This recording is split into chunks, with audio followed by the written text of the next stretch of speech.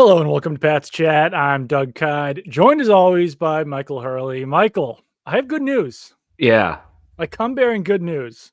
Do you? Patriots still second on the 2025 NFL draft order. So Yeah, you know what? Let's start there. yeah, I was looking tomorrow's schedule. The Jags play the Titans, so one of them has yeah, to win, right? yeah. And all the other games are winnable. Like the Giants play the Colts, the Browns play the Dolphins, Yep. and the other 3-win team, help me out. It's winnable. Um, The Raiders play yeah, the the Raiders, Saints. Browns. Yep. Yeah. So, I mean, listen, And the great day Saints for are garbage right now. We watched Great day that. for Pats Nation. Huge day for them. I know everyone's super excited about it. So you always say no one feels bad for media people or whatever. No one's ever going to feel bad for us. Blah, blah, blah. Not to start a fight, but I feel bad for us doing this right now. There's a whole world out there. There's a whole world to be explored. And here we are talking about what was. We've seen some bad ones. It's probably reactionary to say that was the worst home game we've seen. It might actually be factually the worst one that we've seen at Gillette Stadium. You're muted. You're not talking. I can't hear you. Yeah, that was probably the worst game I've ever covered at Gillette Stadium. Worst Patriots loss. Definitely, I would say the worst one of the season. And I'll just, I was kind of joking about the draft order. But I would say that there was not a single positive thing that happened in that game for the Patriots, because I would make the case that even the touchdown, it basically it was a free play. I don't want to take that away from them. They scored 7 points, but you kind of do, because You didn't scheme it up. Drake May just heaved it up there. Demario Douglas did a good job adjusting to get the ball. So maybe the only good play in the entire game for the Patriots was Demario Douglas doing that. Yeah, there wasn't a whole lot else. There really wasn't. right. Like Kendrick Bourne had a nice sort of crosser. That was probably the only other huge positive play. But no, Yeah. it was. I'd say a positive is that Drake May. Kendrick Bourne wound up with 22 yards. So it's just Huge. Drake May not having to stay out of the game was a positive, but Drake May running into another concussion, or so it seemed, was not a positive on a play where there was nothing to be gained, and he went headfirst right into trouble. So a bit of an issue. I don't know what happened there. I don't know why he got cleared. I think it's pretty uncommon for a guy to go to the locker room, then wind up coming back in the game. Once again, I'm not speculating. I'm just stating a fact here. Drake May didn't look like himself in that game either. Well, that was not the Drake May that we've. What was it? He pitched the ball to nobody. Sorry, I'm plugging in. Yeah, I mean, that was a bizarre play where he said that someone blitzed off the edge and threw off the timing, and Demario Douglas had to go. But that's not something you see in a game. Is you just pitch the ball to absolutely no one. Yeah, his accuracy seemed off. He didn't make those big splash plays that you've come accustomed to seeing from Drake May. Like I said, the one touchdown. Heads up play to just chuck it up in the end zone when it was a free play, but that was a Demario Douglas catch much more than it was a Drake May throw. So usually in these podcasts, we could be like, oh, look at these 5 things that Drake May did. In this one, there's not even 5 things that Drake May did. This was just the absolute worst game of the season. And I mean, in my post-game, immediate thing that I write right after the game, I usually have 3 ups and 3 downs. I could not come up with more than 1 up. Demario Douglas got an up for readjusting his route on the touchdown. No one else deserved an up after this game. I think Schooler was he drew a penalty, had a tackle on the opening kickoff, so I'm going to put him on there. Did Barringer have a good game? Didn't really. He had a pretty long punt at one point. Yeah. All right, there you go. 3 ups. Nailed it. He averaged 55 yards per punt, 2 inside the 20, long of 64. So yeah, and if we're going there, Alex Erickson had a pretty good 15-yard return at one point. That was pretty good. A guy that I knew before I saw the players that were playing today. I think we need to get into the conversation because it's in the headline of Jerod Mayo's job security. Because I do think that, so in this game, you have a 3/4 full stadium, maybe somewhere around there. The upper deck was pretty sparse, I would say, throughout the entire game. Start pregame with Rappaport being now like the third or fourth person to report that Mayo's expected back next year. Right. Yeah. I mean, it's like a weekly occurrence now that someone puts that out there. Do you And want it? then you've got a 3/4 full stadium. Twice there were audible fire Mayo chants. By the end of the game, half full, if that.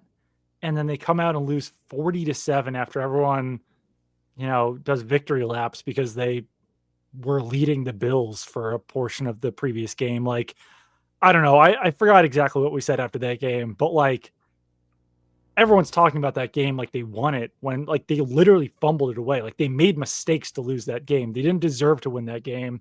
No They one ever thought they were Patriots. actually going to win it. They Patriots did. I don't. Maybe they did. They Patriots did. They are the 2024. Oh Patriots. yeah. The Patriots. Yes, Yeah. they did. Yeah, exactly. I thought They you were saying threw the Patriots thought they were going to win. I was like, I don't know.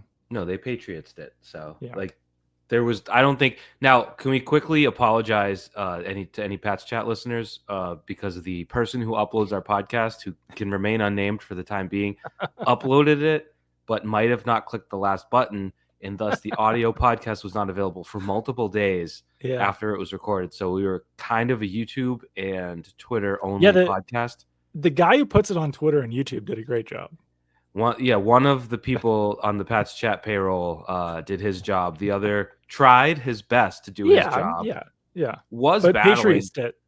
I heard that the man was battling the novel coronavirus in the year 2024. So we've got to give him a little slack. Anyways, we weren't celebratory of that, but we noted that they did play well on the whole. So to come out, it's weird. I think we said going into this, you came out of the bye, you got blasted in Arizona, and were just sort of, I won't say embarrassed, but it was pretty bad. Yeah. But then you put it together and you looked like a competent NFL football team against the Bills team. That's very good. And so if they could have just carried that through to the end of the year, I don't think we're having any Jerod Mayo conversations based on everything that's been reported.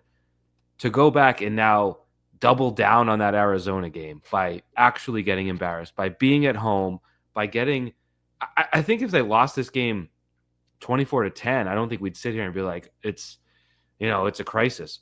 Right. But it was truly dreadful. And it looks like a team – I would just put this forth if you want to have the Jerod Mayo conversation. What is their general identity? What are they good at? What are they building toward? Because I'm not getting any answers on just about anything. Well, I would also say, like, what have you gotten better at? And if you look at, like, week 1, week 17. Week 1, they were better in week 1 than they are in week 17. And, like, sure, there's been a few injuries, but, like, they're much worse in week 17 than they were in week 1. And I know that everyone says, like, oh, improvement isn't linear or whatever it is. Like, you've gone up, down, down, to now where you're down on the season. You're at a loss. You're in the red for improvement now in the season. And I don't know. I mean, like with Mayo, I think if you're, Robert and Jonathan Kraft, you would say, like, what do we believe that he can do better in this position than the other guys who are out there? Like, what's the ceiling on what he can do? What is, like, what do we know not even know, like, what do we believe he can do better than everyone else?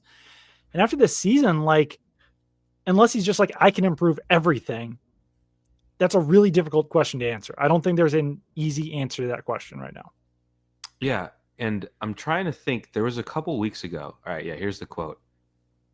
To me, now I know this about you, Doug. I don't know everything about you, but I know you graduated high school in 2004, and I know you graduated college in 2008, which means you did not take a gap year, which is to say, my understanding of a gap year is I graduated high school. I don't want to go to college yet. I'm going to go to Munich and Paris and see the world, and then I'll go to school. I don't know how often it gets completed, but it's basically like this year is a total, there will be no production.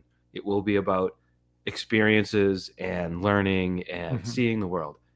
Mayo seems to have approached this year like it's a gap year. The comment a month ago saying, I never thought I'd be able to reestablish a winning culture in year 1 was mind-blowing to me, because that is what you're Yeah. doing. You're supposed to be laying the groundwork. You're supposed to be coming. People talk about Bill Belichick's 2000 season being 5-11 as evidence of like, oh, coaches can't lose. It's because he was flushing out a culture and a roster and a locker room, and he was identifying guys that he wanted to keep, like Ty Law and Willie McGinnis and Lawyer Malloy and all these important people. And he was identifying people that had to get the hell out because he had a culture in mind and a philosophy in mind, and he had an idea of how to get there. I haven't seen any evidence that Jerod Mayo is identifying people, philosophies, structures, concepts, schematics, anything that is saying this is what we're going to be, and this process is a flushing. This seems to, he looks like a spectator. Yeah, and I mean, where the Patriots in 19 and in 2000 were identifying these are the pieces we want to go. Like what the Patriots did this offseason, they were just like, everyone comes back. We want to work with everyone. And one of those guys, and like I feel bad specifically throwing like a single player under the bus, but like these are his words. I didn't twist them. No one forced him to say any of these things. Like one of the guys that they re-signed was Devon Godshaw because he kind of demanded it. So they were like, all right, we'll give you a 2-year contract extension. Right out of the gate, as soon as like he's up there at his locker, someone asked him like, oh, what do you make of that or whatever? Literally like the first words out of his mouth were like, I thought we defended the run pretty well in that game. And then went on to say that like we were great at defending the run in that game. It was like, oh Which my game? God, like this game against the Chargers. He thought that they defend the ball. They defended the run well up until the fourth quarter when I don't know what he believed changed at that point. But I can read some of the quote. I don't know. It was pretty wild. I thought we were playing good run D, just particularly talking about defense. I thought we were playing good run defense. And I think Jim Harbaugh made a statement and said they were going to come in and play bully ball, particularly when you say that, they typically want to run the ball, stop the run, play your special teams. I thought for the most part, we played good run defense. The fourth quarter, it's sort of like a 4-man situation for the defense where, obviously they were going to win the game. Like they knew they were going to win the game and they just kept running the ball, but just not enough complementary football through phases. And then later on, he went on to say they were pretty good or pretty great, whatever it was, at defending the run. It's like you lost 40-7. I understand wanting to be like, well, the thing that I do, we were pretty good at, but like, you just can't really say that. He also talked about the class of Patriots fans for booing them during the game. He said it was ridiculous for the fans to boo Jerod Mayo. I mean, he kind of went like full heel. It feels like after this game, like full baby face for his coaching staff and for Jerod Mayo. But like to Patriots fans, I really don't like. It was difficult. Yeah. So. No, everyone knows sports is about being classy, and booing the home team not classy. Anyone that booed the Patriots today will not be invited to any galas or balls in the near future because it's just not classy. But I don't know. They did not stop the run well, despite what he might have said. You're right. I wasn't even thinking that, where it's just sort of was it a hold in sort of? It was his and Judon's situation sort of playing out side by side, and one worked and one didn't. I don't know. That Keon White obviously is the. Well, can I actually read you one more quote from Devon Godshaw? I don't mean to eat up all this space, but eat it. This was him calling the Jerod Mayo, the Fire Mayo chants ridiculous. He said, "A wise person told me when I first got up here, and my first year we had some success. The last 3 years have been pretty much a horror show, but just call it what it is." But he was like, man, like, I just want to see that I'm okay with the Patriots. This was something a wise man told me, and I'm sharing it with you. I'm okay with the Patriots rebuild because I saw success for the last 20 years here. So I'm okay. But a lot of people can't take that. I know we don't tank around here. So basically what he was saying was that like when he first signed with the Patriots, or maybe after the first year or something, a guy, I don't know if it was like a coach, a fan, his friend, whatever it was, someone in New England told him that they were okay with a rebuild because they saw 20 years of success. It's been a long time now. It's been 3 years, and they're still at scratch. There's no improvement over the last 3 years. Right. They're only getting worse. So I don't know. I know it feels like, I mean, he was making excuses for Jerod Mayo. Keon White was kind of on the other end of the spectrum there. Yeah, and I was just thinking, because I was watching the game after it, which was fantastic, by the way, the Broncos and Bengals. Yeah. It's unfortunate you had to work and do your job because you missed an actual football game that was played today. That was I saw delightful. the end. Yeah. And I'm watching the Broncos, and they're not they're not outstanding at anything. You know, they're sort of what you would consider an okay, decent team. We know the Bengals have underperformed, but you're just like, it doesn't seem that hard to be a middle of the pack team. Yeah. Especially if you have a few years to build toward it. So, I mean, to that point, I would say that we went through this recently. Bill Belichick got an extra year that no other coach would have gotten after the Patricia offensive coordinator year to try to sort of reestablish. And it just, instead of him salvaging it and writing it, it got worse. So I think that's what makes this such a sort of complex or convoluted or other C words. I don't know. It's just been, it should have probably started last year, but instead it devolved last year. You think he should have been fired after the 8-9 Not season? he. No, he shouldn't have, but any other coach. Well, no, do you think another coach should have gotten fired? Like, I guess that's tough to say because you can't like put that situation in a vacuum. Because like he had built up such good credit that like after an 8-9 season following a playoff appearance, it's kind of like there's a lot of weird shit that happened that year. It's probably all weird shit. It's probably a dumb mental exercise for me to say someone else would, because the person would have had to force Tom Brady out of the picture first for it to like set the stage. Have the authority to hire Matt Patricia as an offensive coordinator. Like it's and then to sort of like, I just think to have, we've seen, not to relitigate Bill Belichick's tenure, but we've seen in different areas coaches with toxic relationships with the quarterback. The coach is first to go. The quarterback's probably going to go too. It's just so I think my point was where everyone is at today, booing and being upset, is because the wheels have just been spinning in the mud for now 2 years. You know, in 2022 they were what, 8-9? Yeah, they were 8-9. Yeah. So from 8-9, and it went backwards the next year and backwards again. It's just it's a long time to be going the wrong way. Yeah, I mean, just looking even at like, so 2020 they go 7-9, 2021 they go 10-7, 2022 they go 8-9. Like, yeah, maybe some I don't know, that 3-year stretch is like, it's not what the Patriots were known for, but it also wasn't horrendous. But now 4-13 and 3-13, like, yeah, they've earned these boos. Like, I don't think that Patriots fans are classless because they're booing the team. Like, they're sick of seeing this, and it's been 2 straight years of this. And at least they were supposed to be like, I don't know. I mean, like, the case that Jerod Mayo would probably make is that, like, what did you expect me to do with this roster? We weren't favored in a single game. And it's fair, but no one's ever won or competed when they haven't been favored, as we know. Well, no, like, I mean, it's fair to say that they inherited a bad roster and probably didn't do enough, and they didn't do enough this offseason to make it better. But you'd like to see some sort of improvement or something from the coaching staff to make you feel optimistic about this in the future. And I really, like, beyond Drake May's development, I really don't think there's a single thing that you can point to. Yeah. And it's also, the part of the Rappaport report today, it seemed to put Alex Van Pelt in some crosshairs, which is nothing new.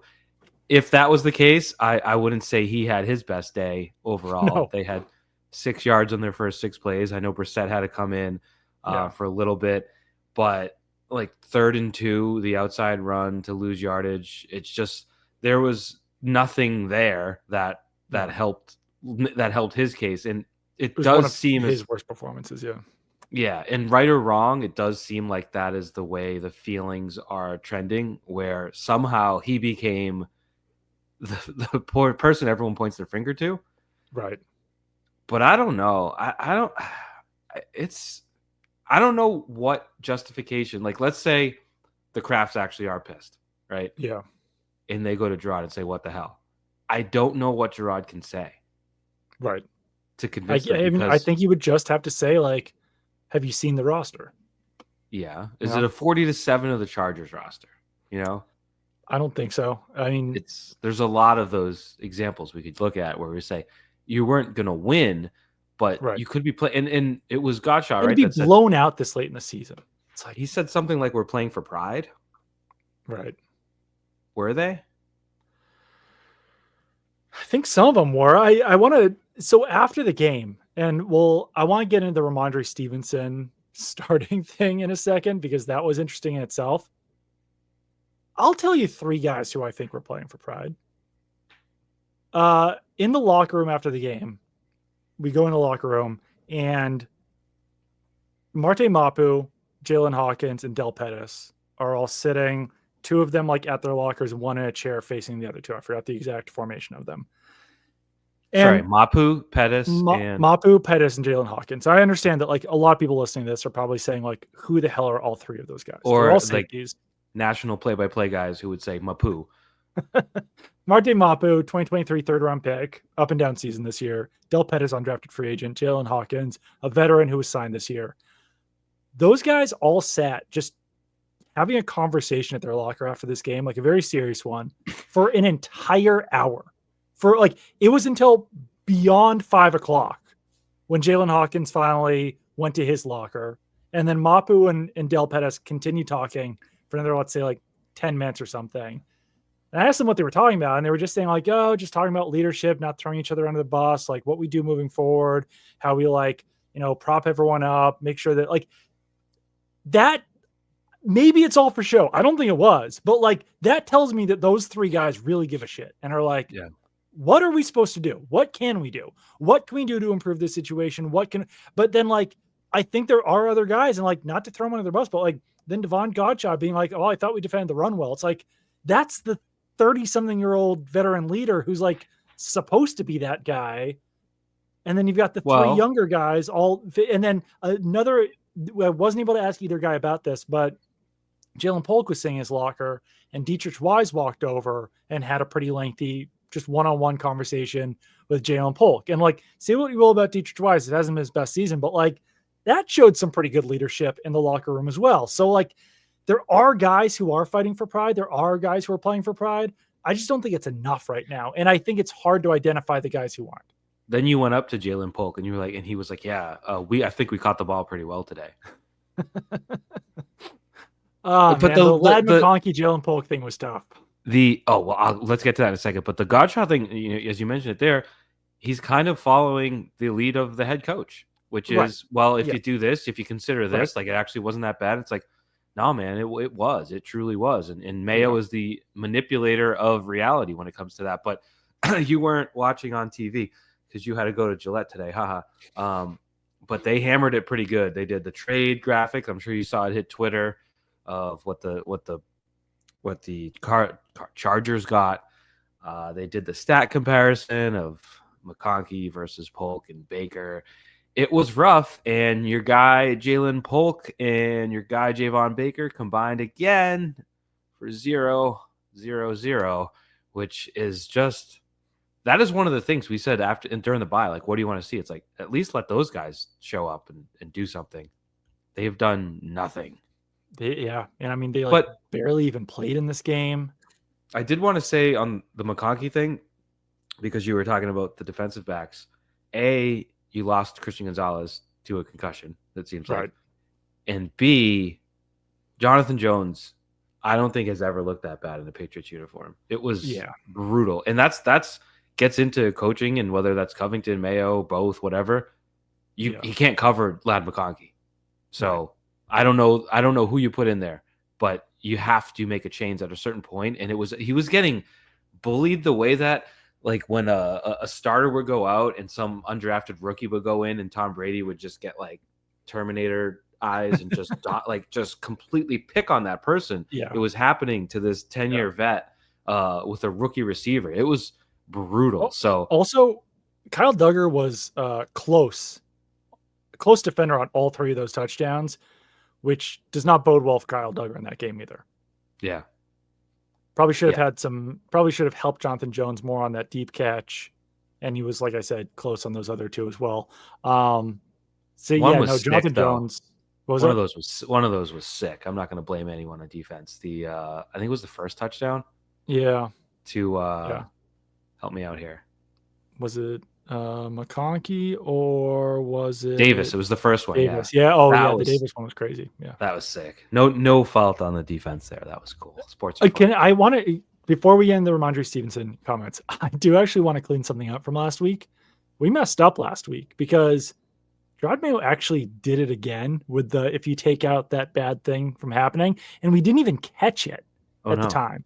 But on December 23rd, this was on Monday, this was before we recorded our podcast, he was talking about the lateral that was recovered by the Bills for a touchdown. He said, if we get the cut block by the tackle, watching the film, you get that cut block, but we have a big play there.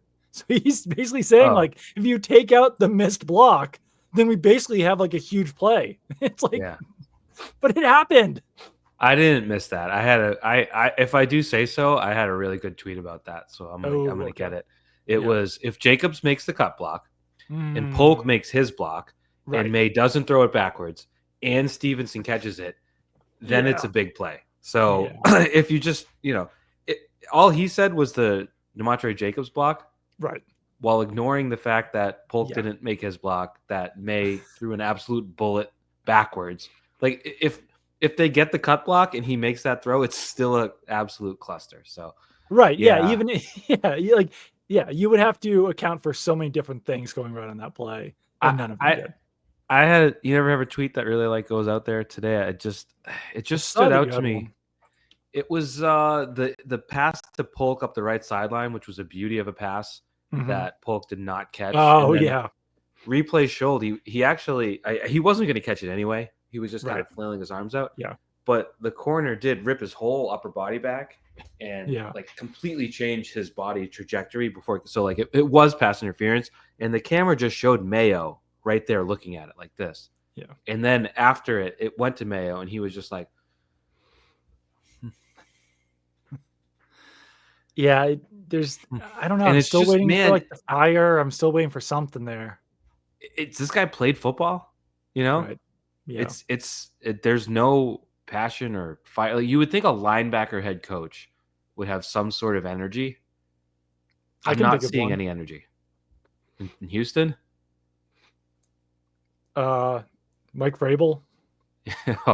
Miko He's Ryans, got energy. He's got energy.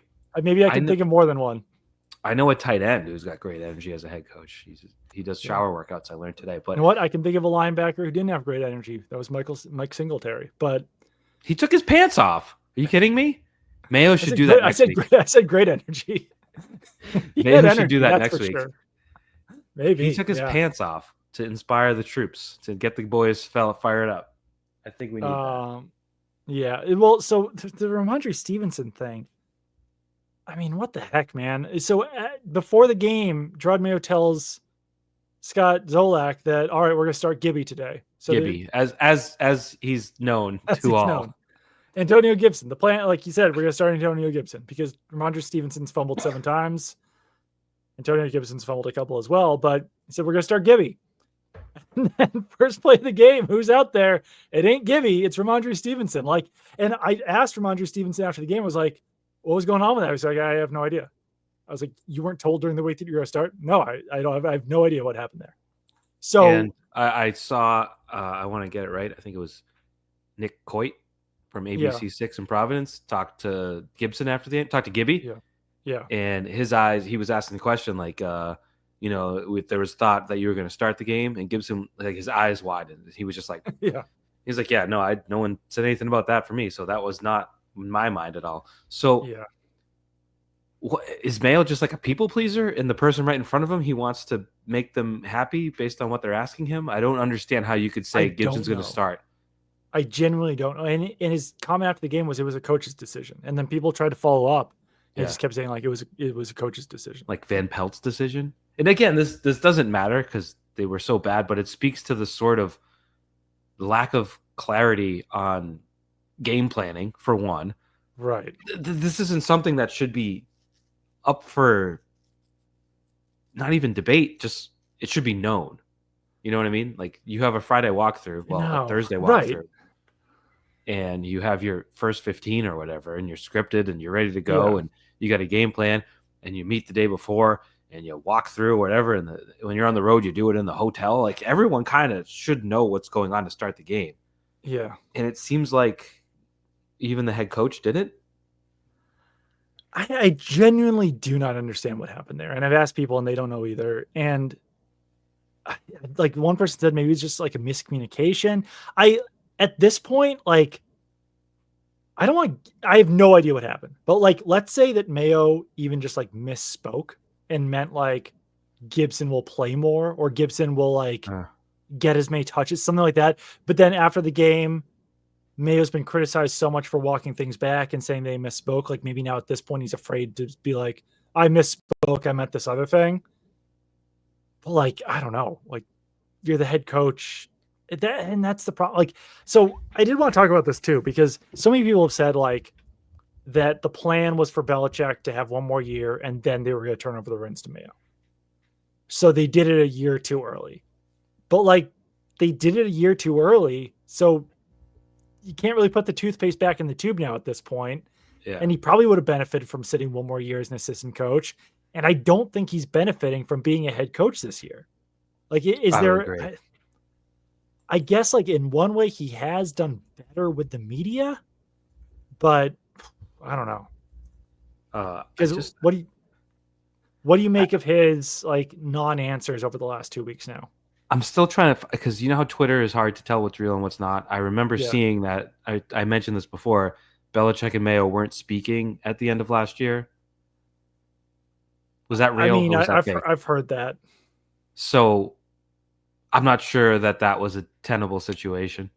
Right. Yeah. So I don't know that anything would have changed necessarily. Unrelated, we are a UNC podcast, so they lost bad to UConn at Fenway. Like real bad. That's rough to lose to UConn. That team absolutely stinks. And it's funny, I was thinking Bill Belichick now has to build an offense from scratch. So do we know who his coordinators yet? I think Freddie Kitchens is going to stick around. I don't think it's good. Maybe is he going to run the offense and then Steve going to be the defense? And I don't know. Anyways, I lost myself. I get it. And you see, I've seen tweets or whatever where it's like great coaches having bad first years.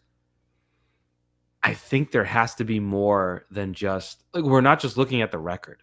We're looking at the whole picture. Yeah. It's bad and it's uninspiring. I think more than anything. If you have a guy in there who looks like he has at least a vision, then that's one thing. But to just sort of have a guy who's, I don't know. I'm not firing the guy. You know, I don't have that kind of power. No. I can just see a reason based on other teams and what they do.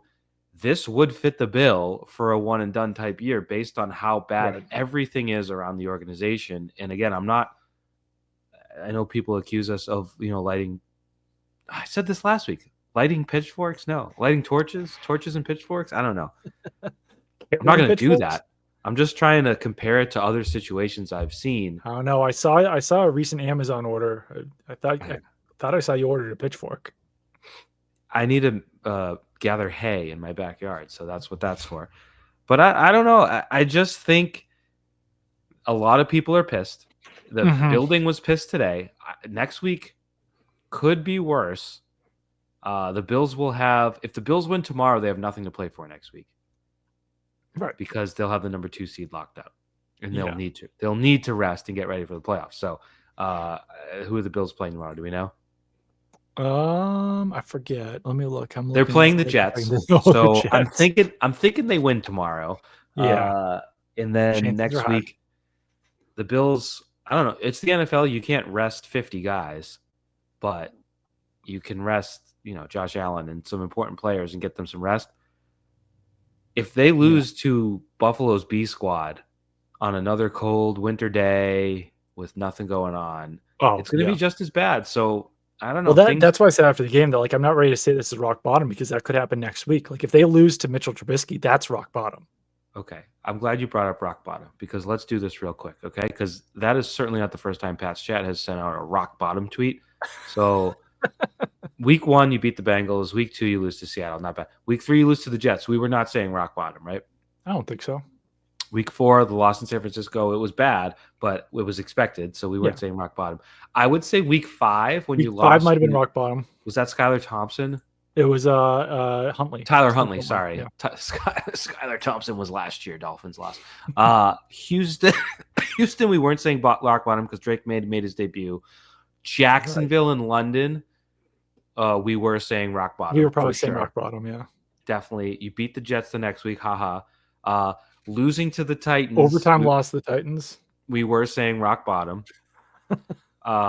Bears win, not rock bottom. Yeah. Lost to the Chargers. A lot of things we didn't like. You mean Rams? Rams, sorry. Yeah. We were not saying rock bottom. No. 34-15 to Dolphins. That was a bad one. Yeah, that was in Miami. One. Oh yeah, that was rock bottom. That was rock bottom. They lost at home to the Colts the next week. Yeah. Close game. Was that rock bottom? Richardson. No, that was kind of might have been rock bottom 70 for the defense. Yeah, it was the 70-yard drive to tie the game and then take the lead because they went for 2. That was rock bottomy. The coming out of the bye at Arizona wasn't rock bottom, but it was close.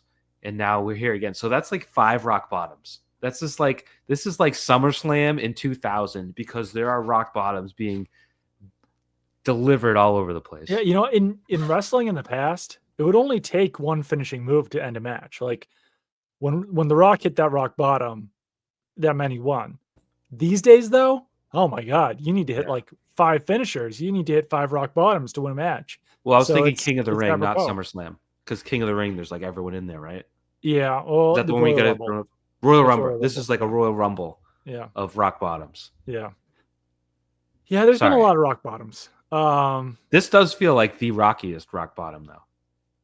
The bottomest rock bottom or the rockiest rock bottom? The rockiest, the bottomiest rock bottom. It's tough.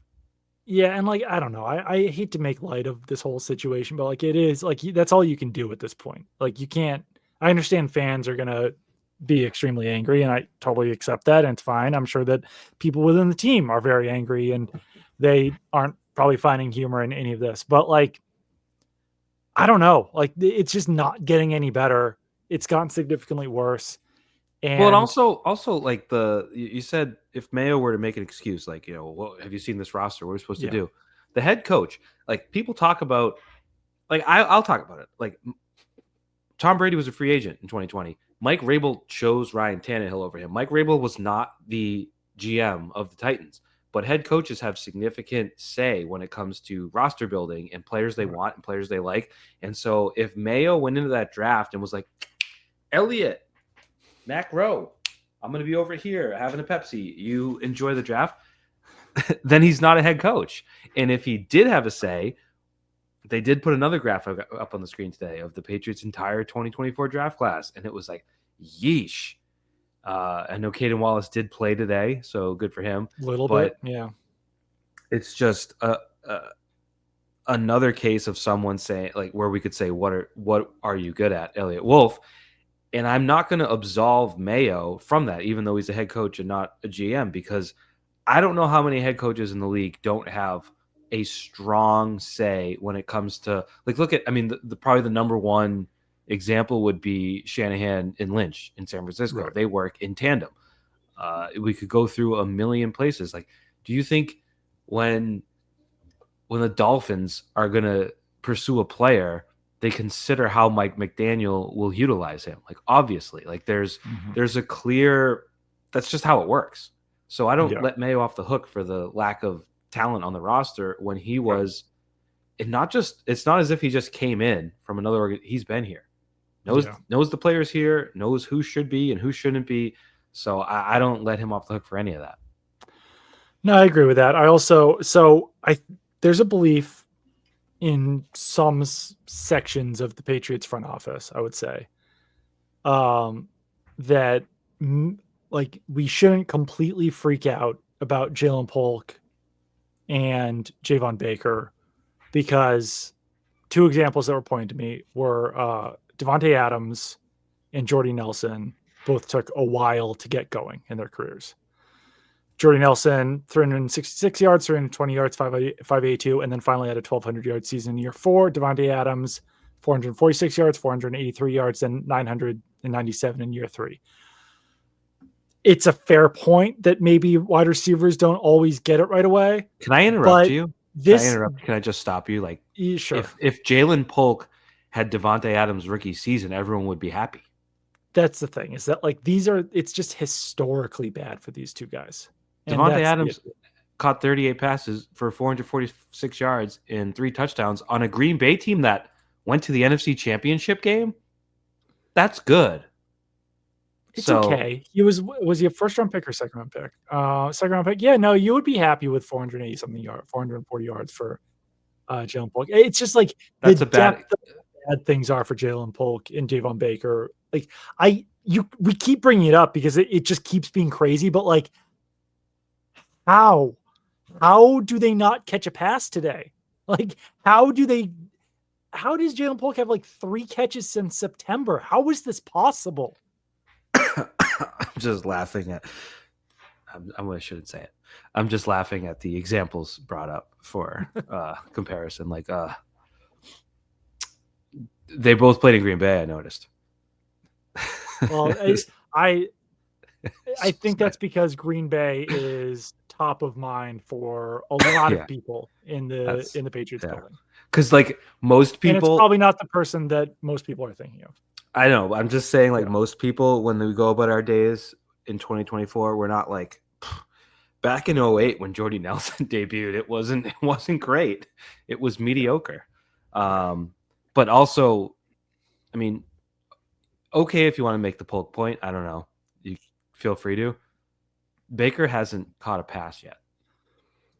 Yeah. And that's, I mean, at a certain point, like, shouldn't they scheme something up to get him in the game and run a play for him? That's the thing. I mean, they targeted him again today, but he didn't catch it.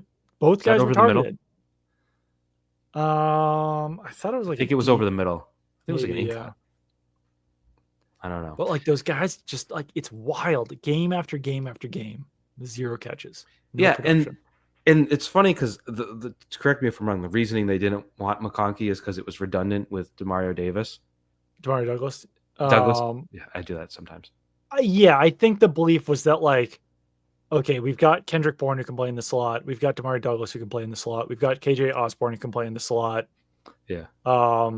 So why would we, like, let's not take another slot receiver. Well, the reason I asked, because I watched the football game and I've watched a number of Chargers games this year. Did Ladd McConkey to you look like Demario Douglas at all? No. There was, I mean, it's also like it. You know what? Obviously it was the wrong decision. 100%. They should have taken Ladd McConkey. I will also say that, like, after last year, the positives were so few and far between that I can understand being like, well, why would we bench our best wide receiver? You know what I mean? Yeah.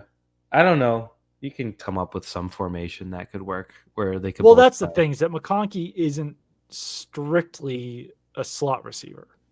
They ran some trips formations, like bunch formations near the line where he was in motion. Like that. Right. That's sort of what you do when you're a creative offensive mind and not throwing pitches in between your running back and slot receiver to nobody.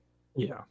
So yeah, I just played 222 snaps out wide, 454 in the slot so far this season. So, like, primarily a slot, but can play some Z, which, once again, like, yeah, would have been redundant with the guys they already had, but at a certain point, you just got to find good football players. Right. Exactly. Yeah. But if they did take McConkey, they wouldn't have Baker. So. Right. So what are you going to do? Yeah. I mean, yeah, it's tough because I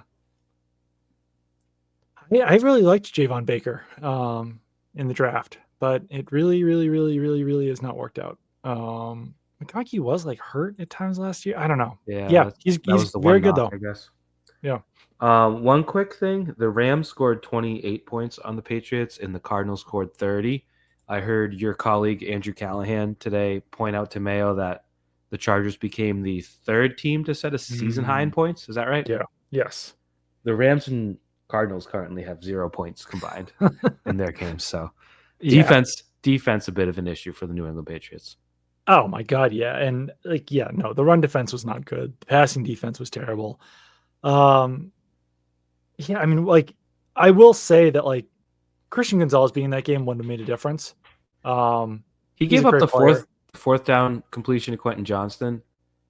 It was I had to rewatch that because it looked like he was just looking into the backfield the whole time and just let Johnston run the in cut. Mm. Was there someone that was supposed to be there, or was that his guy? Could you tell? I couldn't tell off the jump, but like I was just gonna say that like you you get Drake May back in that game. Like he leaves the game with a concussion. He's like, whoa, he's coming back. He can come back in the game.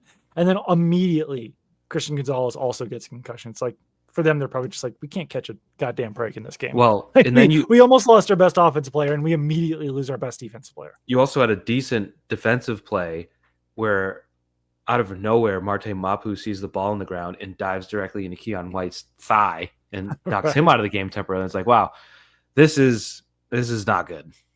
Oh, we never like quoted Keon White, so I do.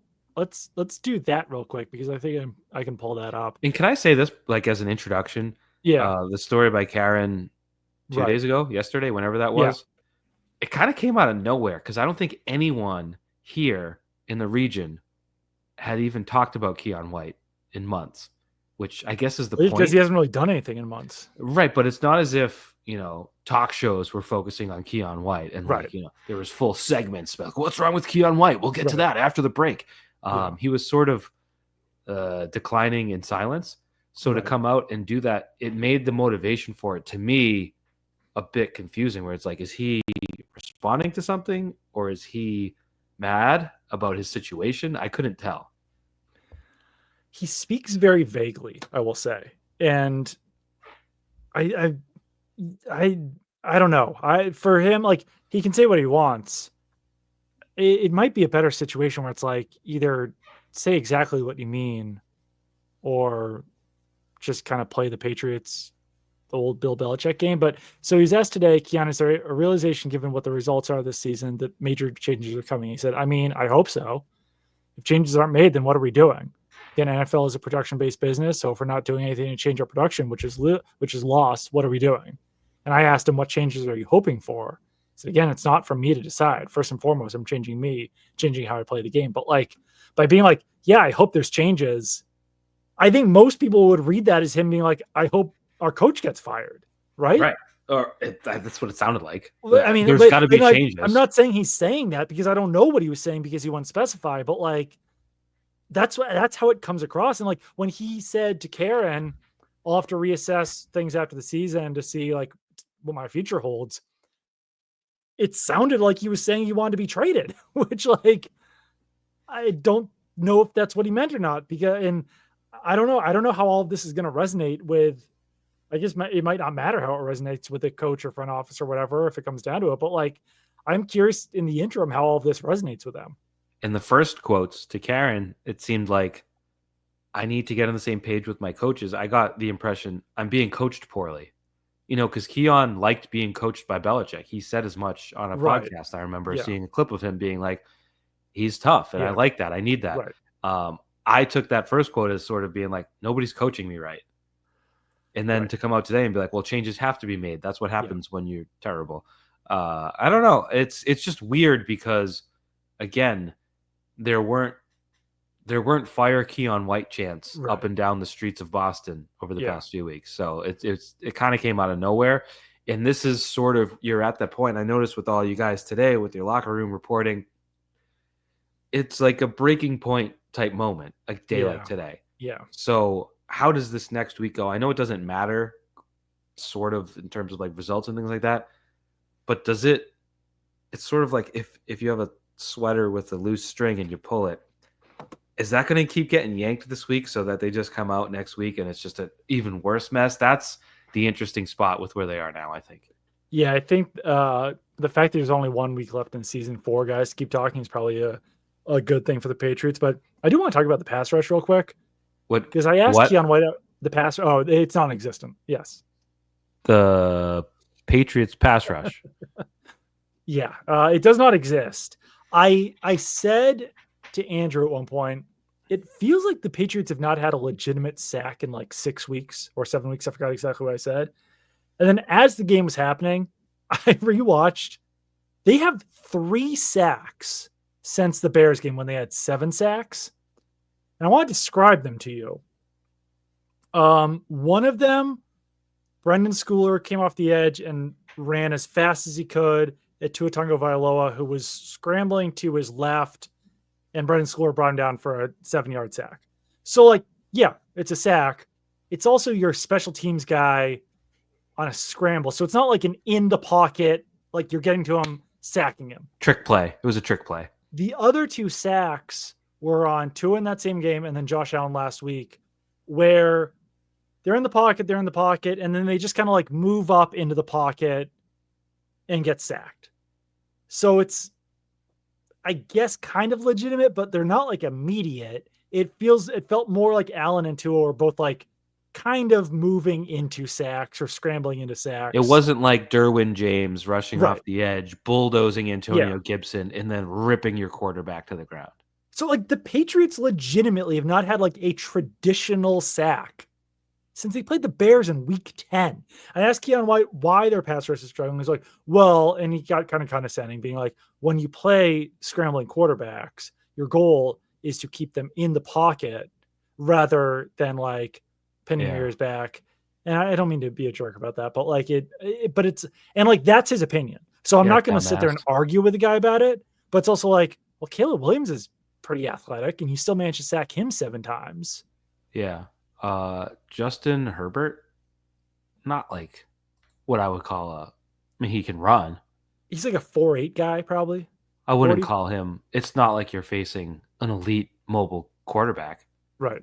You got to try to get him. So that was the idea, is we weren't trying to sack him. We were trying to keep him in the pocket. There's always an excuse with this team for why they aren't getting more pressure after quarterbacks. I do have It's truly been abysmal since week 10. Speaking of, dirty work, Anthony Jennings made 2 plays on the edge where he held the edge and forced the run inside and made the tackle early on that were good. So add him to the up list. 2 good run stops. Good run defense. That's what it is. Do you want to know all my notes? It's like 5 things. Yes. I didn't like May's decision to run into a concussion. That was bad. No. Is Jonathan Jones cooked? Mike Pellegrino said this week, I think I wasn't there on Thursday, but I think he said that he's been dealing with a lot of injuries. So possibly, or he's injured. Yeah. We mentioned Gonzalez giving up the pass to Johnston. That looked weird to me. Duggar had a collision with Dobbins at the end of the first. That was like, it made my body quiver. That's how aggressive it was. And I think Duggar got the worst of it. Yeah. That was crazy. Yeah. Let's see. Anthony Jennings was there. Then I have 3rd and 1 outside run for a loss, leading to the 4th and 2 sack. And that's it. Those are my notes from the game. That's what I got for you. Yeah, I don't have a lot else to say about this one. I mean, like, Ramondre Stevenson running the ball twice for 1 yard when his long run was 5 yards. That's difficult to do. Yeah, he lost 4 yards on that one? I'm not a math. That's the math. Major. Antonio Gibson was running the ball when the game legitimately did not matter, and Jacoby Brissett was. So the fact that they averaged 4.8 yards per carry, that's extremely illegitimate. I have a stat for you. Jacoby Brissett with -2 passing yards. Hard to do. God, I mean, obviously, the number one hope was that Drake May was okay. You don't want to see him get concussed 2 times in one season.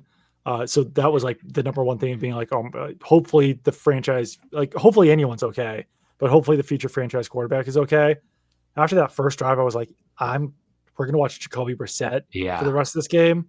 Yeah. And it didn't get any better when he came out of the game, but like, I was like, oh my God. Like, I think people around New England would have turned that game off en masse. I think the crowd would have been down to a quarter full within minutes, hours, whatever. It would have been a Grandpa Simpsons meme where people walk in. They're like, wait, May got concussed? All right, back to the car. Yeah. I'm curious to know, like, if people left after that before knowing that May was going to cut back in. Right, because nobody comes back anymore. Not after going to the locker room, yeah. Yeah, once you're out, you're out. So that was shocking to see him come back.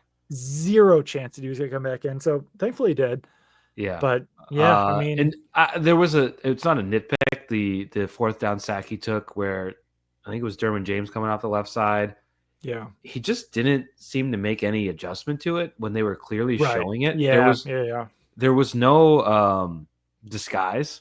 The Mm-hmm. broadcast was weird. What's his name? Ross Tucker was like, they disguise it here and he gets behind him. I'm like, there's two guys coming off the edge there. It's very clear. Right. In May, that's where you need the experience, I guess, to fix that pre-snap, because once it's snapped, you're screwed. And there was also Cole Strange snapped the ball before anyone expected it. That wasn't great. That was bad. The other fourth down sack was when Gibson got. I mean, he did technically get hit in the face mask, but it was he got so annihilated by Derwin James. Yeah, it was so violent. I don't think anyone could have seen it not in slow motion. And then they showed the tackle. I didn't realize it was very close to a hip drop, but May luckily didn't have his feet planted and his feet got in the air. Yeah, because that was he got in there and basically just like, I don't know my wrestling moves, like suplexed him down on the ground. It was pretty violent. So May took a beating. There was some debate whether he should still be in there in the fourth quarter. In Mayo said, we're trying to develop a quarterback. And May said, I'm always trying to be in there. And I think Steve Buckley pressed him, like, was there a conversation to stay? And he's like, no, it's just understood. Yeah. And it's like, I don't know. He was probably in a little too long, just given the concussion scare and the least number of hits. Out at the end, it feels like it's a little bit nitpicky, but yeah. A little, but let's say he stayed in and he got hit late and like was feeling his chest. Yeah. And he didn't even get hit in the chest. So it was sort of just, I think he got his ass kicked today, and it wouldn't have hurt to maybe pull the plug a little earlier. But you're right. It's a matter of degrees, not the actual decision. Right. Because it's just like, all right. I mean, they did it eventually, but could they have done earlier? Maybe. Overall, what else I was gonna say? I don't know what else I was gonna say, but yeah, just a really poor performance overall. Not what you necessarily want to see when all the reports are, barring disaster, Jerod Mayo is coming back, because it's like, all right, well, check off disaster for week 17. Let's see how week 18 goes. You know, and like, I don't know. I mean, obviously, worst case scenario, they lose to Mitchell Trubisky, but like, what does a win do for them in week 18? Maybe I'm wrong, but you can tell me if I'm wrong. First of all, the Rams have scored a touchdown, so points are on the board. Do you think this happening at home matters? Because I do think there's an element to the owner sitting in that box and being like, what has happened to our empire, looking around the stadium. Yeah. And seeing, 100%. Yes. Because there was, before this game, they had the Colts game where they did lose in embarrassing fashion, but they lost by 1 point. They had the Rams game, which was ugly, but they lost by 6 points. They beat the Jets at home. They lost to the Texans at home, but it was Drake May's debut. They lost to the Seahawks at home, but it was a good close game where a better team won by a field goal in overtime. This happening like this was sort of the boat was being plugged enough so that this didn't happen at home. Yeah. And then this happening here feels like an explosion. That's why, like, I don't think week 18 should decide Jerod Mayo's career with the New England Patriots, right? Yeah. But it feels like the way this thing's going, it's hard to just say, well, it won't matter. He's going to be back because of how bad today was. Yeah. And I do think that the crowd being 3/4 full and then half full and them chanting Fire Mayo, I think all of those things add up. I think all of those things do matter. I think it has to, right?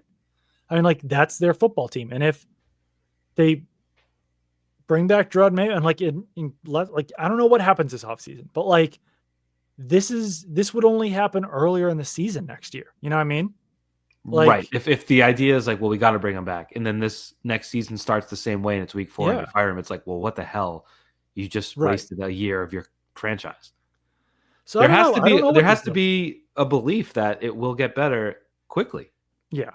And once again, I would just ask, if I'm the Crafts, like, why do I believe that this is going to get better? What makes me believe that this is going to be beyond talent? Because we're kind of talking about this team beyond, like, I don't know. It's like, yeah, if they spend all their cap space and if they draft better, they'll be more talented next season. But will they be able to play up to that talent is the issue and is the question. Yeah. Or will they play down to their talent? So there's a lot of questions. It's not. Yeah, good. That's yeah, and I mean, next week, What's the crowd going to look like next week? I think, Doug, I have to take an assignment on behalf of Pat's chat. I think I got to go to the game. I got to sit with the people. I should bring a sign that says, Pat's chat, what do you got? Talk to me. Like the famous Peanuts comic strip of Lucy, psychiatrist, 5 cents. Yeah. That's got to be me. Like someone held up a sign and they showed it on the Jumbotron of a guy holding a sign that said, I couldn't think of anything. And they showed it. That was the most positive sign that someone had. Yeah, it was tough. Every crowd shot they showed, they kept showing Chargers fans, which there were some. There were more than you would have thought. No, I think Herbert in that jersey is very popular among the kids. Yeah, so maybe it was just locals. Yeah. And the fact that it's a Saturday during school vacation week, like that's a slam dunk kids game. So yeah, if I was 11 or 10 or something and my dad bought tickets for that, I would have been like, hell yeah. Yeah, and I'm kind of I'm weird about monitoring ticket prices. So I noticed these. I mean, you could get in for $50 all along. They didn't get down to like $10 or anything, though, did they? Not really. They kind of held, and like around kickoff, you could get in like lower bowl. There was a couple low $30 tickets, but for the most part, it kind of held, and I think it is that kid factor. Whereas like if the Bruins play at 1:00 on a Saturday, you can't buy tickets because everyone's bringing their kids. So next week, it's a Sunday, but likely. I mean, I got to imagine. You don't know yet, right? Yeah. I'm just going to say it. I'm going to say it now. First reported by me. It's going to be on Sunday at 1:00. You don't think that the NFL is going to want to throw a third straight Patriots game into a national televised zone? I was thinking they must regret that, but then so much of the country must enjoy seeing that as bad as the game was, there were still probably a lot of people tuned in just to be like, this is great. I hate the Patriots. Yeah. They ruined my life for 20 years. So haha. But next week, let's say it's Sunday at 1:00. Let's say it's 30 degrees out, not raining, not windy, whatever, just a normal day. That will be a good test because today was pretty crappy. And anyone that went today probably doesn't want to go next week. No. Right. So it's going to be sort of interesting. I wanted to go last year in week 18, the Jets game in the snow, but I had a walking boot and I would have really died probably from like not dysentery, well, like an Oregon Trail type thing, like like if you died of dysentery, that would be completely separate from your walking boot. Maybe both, I don't know, but I was not able to go. Is that what you have died of? I'm not sure, but I think I gotta go next week. I gotta go. Yeah, you'll still get home before I do. Oh yeah, I would have left today halfway through the third. You got to bring your daughter who refuses to leave sporting events early. I think that would test her. That would really test her. So we went to the BC game and we watched the UNC Tar Heels, who absolutely suck. And then the next week I was like, let's go to the Patriots game because it was one of those cheap ones. I forget. It was the Colts game, I think. And she was like, no. She's like, how far away is it? I'm like, I don't know, like an hour. She's like, no, I'll do BC. I won't do Patriots. Which there's so many times, and we've probably talked about this at some point. People just do stuff on Sundays now. Right. They go to like community events and like kids events and school events. And it's just like, that was unfathomable for most of my life. Yeah. Yeah. There's Sunday, like kids' birthday parties on Sundays. Yeah. You might like, I've brought kids to like a play date, and then I've like swung by the grocery store and I would be DVRing the game. Right. And people would be at the grocery store. And it's just like this. I always imagine these places were just bone dry, empty. And it's just, life has fully moved on. And that's why like TV ratings, all that stuff has to factor into where they are. And it's just, I don't know. I know they have patience and didn't expect a year one turnaround. Yeah. Like if they finish the year 4-13, that's more or less what I think most people expected. Right. But getting there was worse than anyone anticipated. A much rockier bottom, a much rockier road. And I will tell you, at 11 a.m. today, you would have had no problem going to Trader Joe's if you were if you're in Patriot Place. I arrived so I got there at like 10:20. Got in the stadium around 10:40.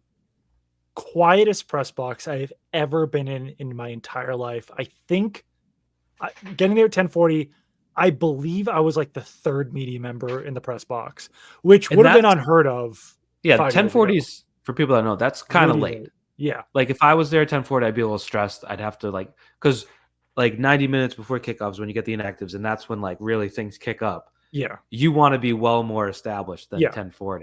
No, and I was like, 10:40 will be fine. You know, I don't even know if they're security. They're like guys who stand by the elevator. You know, the guy with like the kind of like white beard who's like, I don't know what floor he's on. At one point I walked by him, I was like, feels quiet in here. He was like, yeah, it does. And then I went downstairs, got food, came back up. He was like, can you like start like talking or something? It feels uncomfortable. It's too quiet here. I was like, I don't know what to tell you. I like, and like, that's what like everyone's reaction was like, why is it weird in here? Why is it so quiet? I was like, because there's just no one there.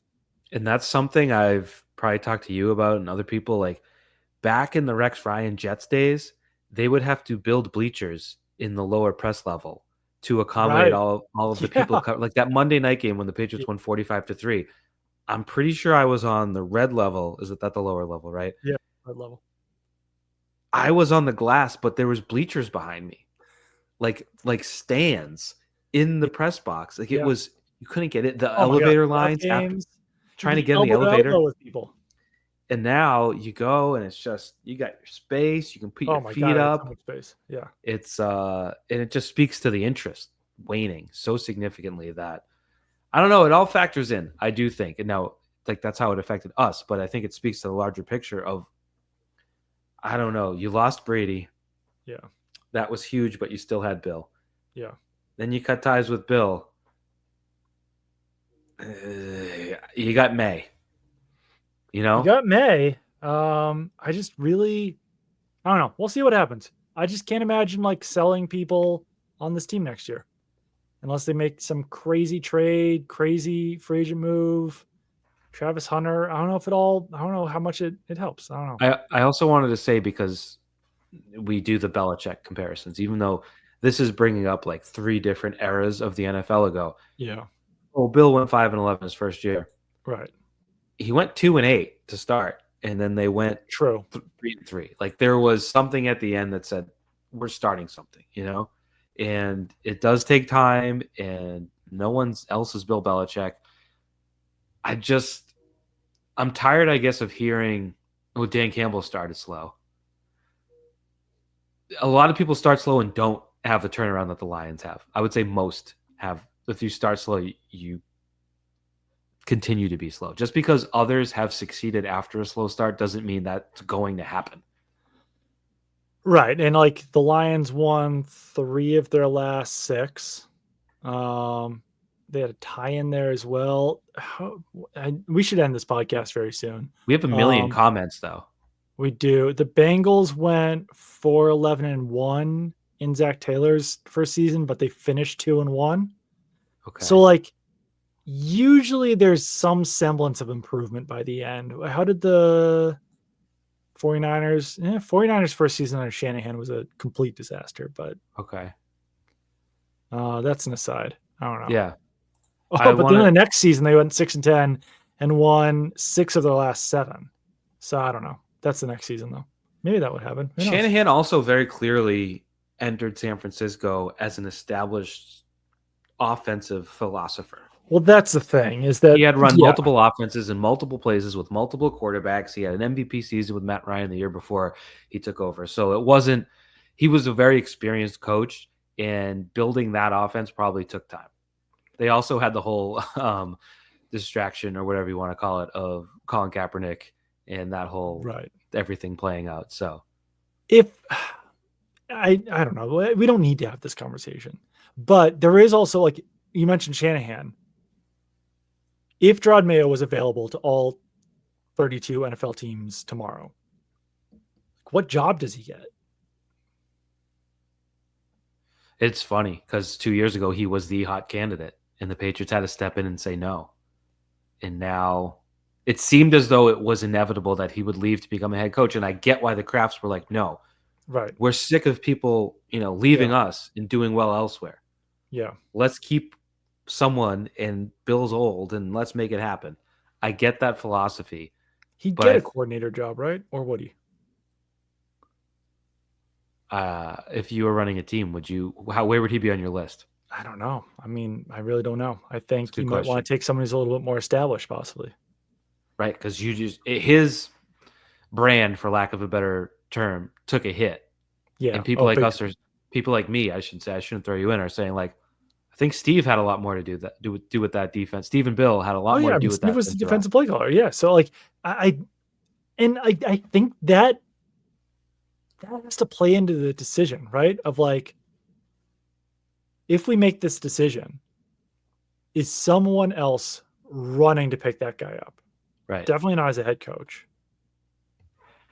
I don't know, as a coordinator. And then at that point, you're like, so I don't know. I mean, it's almost like a sunk cost fallacy at that point. You know what I mean? So I don't know what you do. I don't know. I don't have the answers, but I think all these things have to be factored in. It's gonna be a big week. It is gonna be a very big week. There are some comments in here. I like Andrew saying he feels bad for the Boston sports writers. Andrew says he feels bad for the Boston sports writers. Let's do an hour on that, because as a former sports writer, Leon wants to fire Mayo and Wolf. Donald, my guy, says today was beyond frustrating and embarrassing. The whole coaching staff needs to be replaced. Mark said, I just joined, so sorry if you covered it already, but I got to know, what are the lip readers saying? I don't know what the lip. Well, there was no shots at the crafts this time, right? There was. Oh. Jonathan was talking to people behind him, and Robert was just kind of sitting there staring. So okay, no lips to be read. MJW says time to blow it up, guys. He also says maybe interview some candidates this time. I hope he's not talking about blowing up Pat's chat, because I think we have a really good. That'd be tough.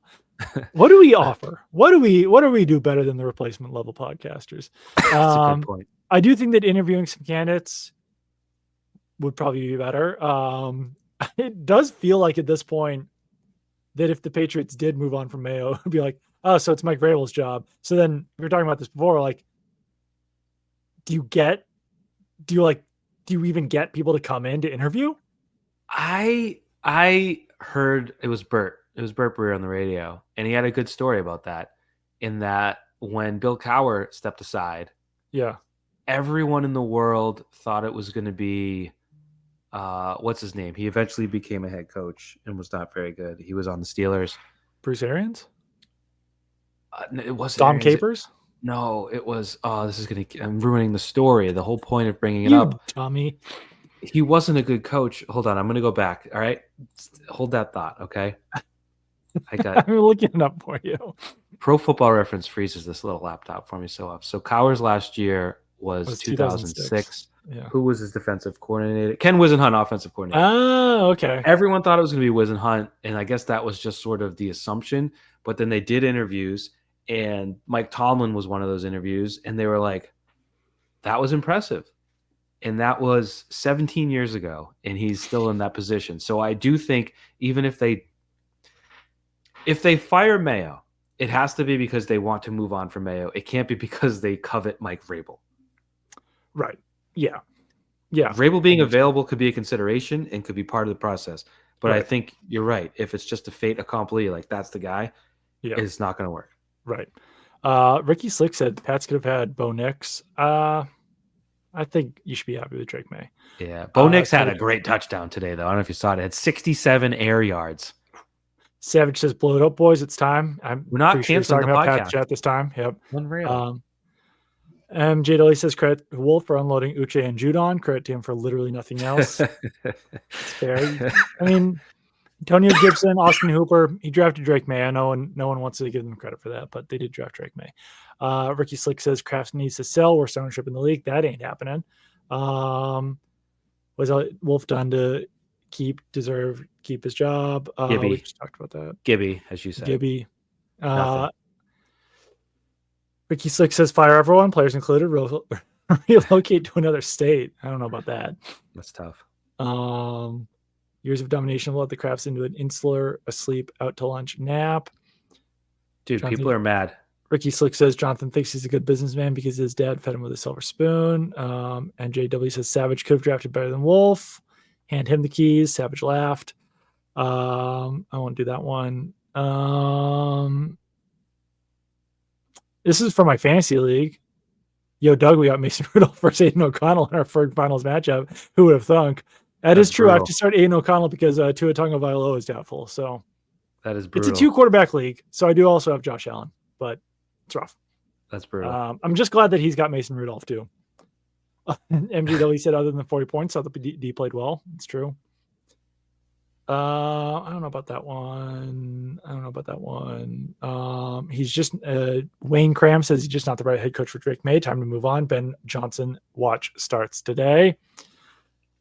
DJM, what head coach has left the Patriots coaching staff and did well? I think Flores did well. I don't know. Flores did okay. Dable, not so much, and that wasn't directly. O'Brien did pretty well. I know he didn't do well by Patriots fan standards because they didn't win playoff games and stuff, but by NFL standards, he did pretty well. Yeah.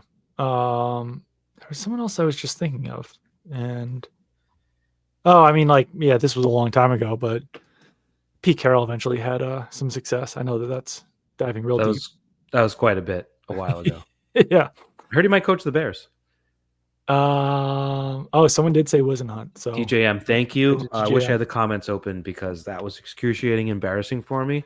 But either way, this is our longest podcast ever, so we should probably go. Best game ever. We had to really memorialize it. We really had to dive deep. Yep. My kids, Santa brought a Switch. Oh. So all I want to do is play Mario Kart all the time. So to give you 75 minutes of my life was really magnanimous of me. Really was. All right, we'll probably talk to you guys at some point midweek to talk about the end of the season. But before then, rate, review, subscribe, do all those fun things. Goodbye.